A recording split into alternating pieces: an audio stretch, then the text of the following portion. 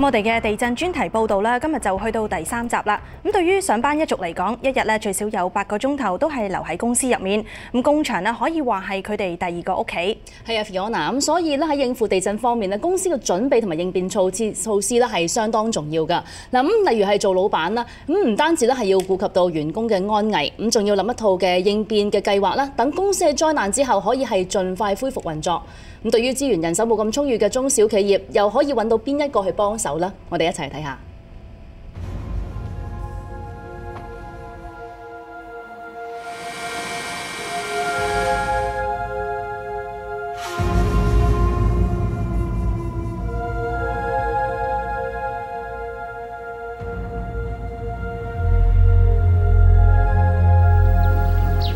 311日本東北大地震對全球，尤其係 BC 省係一個警示。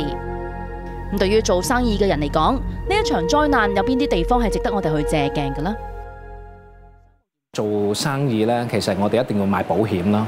咁我公司一樣啦，我買咗地震啦同埋水浸嘅保險㗎啦已經。咁所以咧喺嗰個生產如果有咩停頓嘅時候咧，我相信可以 cover 翻我部分嗰個嘅損失啦，可以咁講。但我都係嗰句啦，如果能夠最緊要係嗰個員工嘅安全性，點樣可以地震嘅時候點樣應變啦？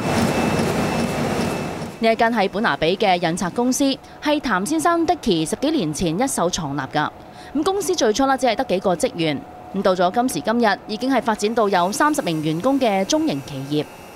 為咗係加強公司嘅競爭力，Dicky 上年就買咗一座2萬幾平方尺嘅廠房。咁兼且係購置咗多部最新嘅生產機器，咁機器加埋廠址啦，總投資係要過千萬㗎。呢一間公司可以話係 Dicky 一生嘅心血。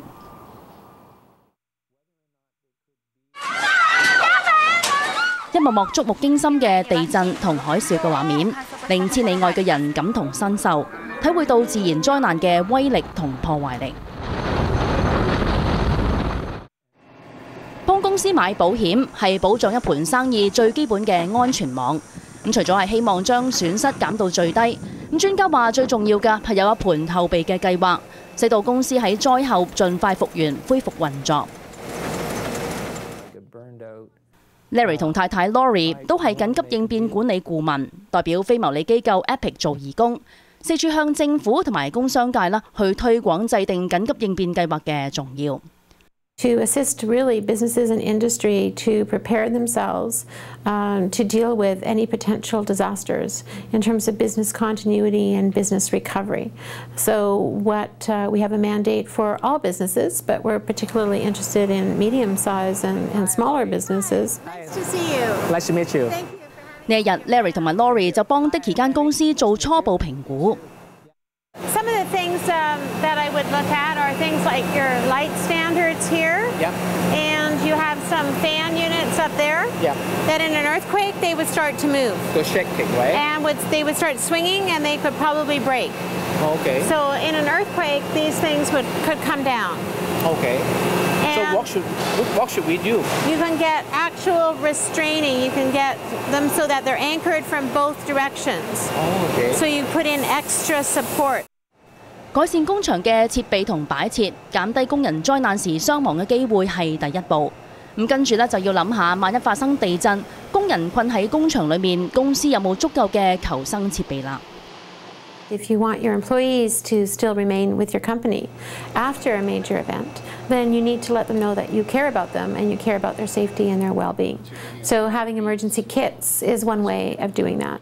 Some companies are very prepared. They provide it almost as a benefit to the employees.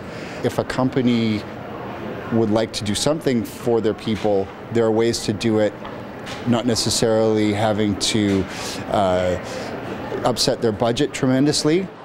Scott Larson 係溫氏一間緊急應變用品供應同零售商。咁佢話：老闆為員工預備最基本嘅求生食物同埋水啦，其實一啲都唔貴㗎，咁只係每人10至到15蚊。咁而且呢啲特製嘅食品同埋水，食用有效期係5年，咁所以係非常划算。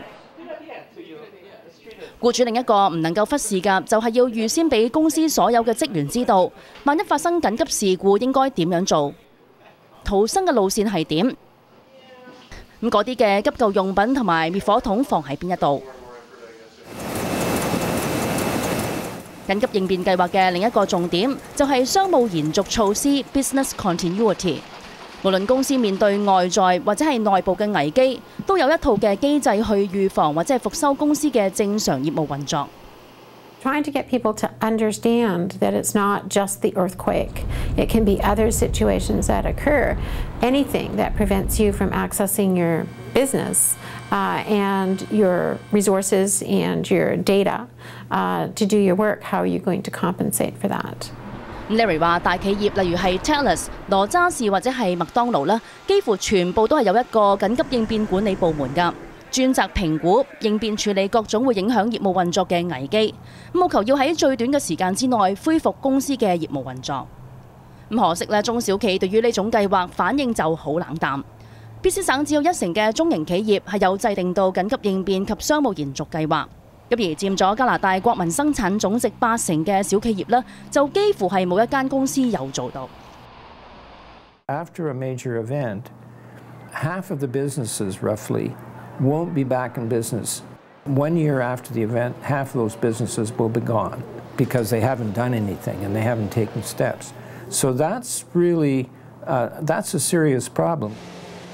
Larry 話：商務延續計劃係可以按照商家嘅預算度身訂造，唔想麻煩、資金又鬆動嘅公司啦，就可以交俾啲顧問公司幫你計劃。咁相對預算有限嘅中小企就可以聯絡 Epic， 約見時間進行初步評估。咁佢哋係會提供一份嘅小冊子俾商家，咁只要係根據建議按部就班去做，就可以為到公司做到基本嘅保障㗎啦。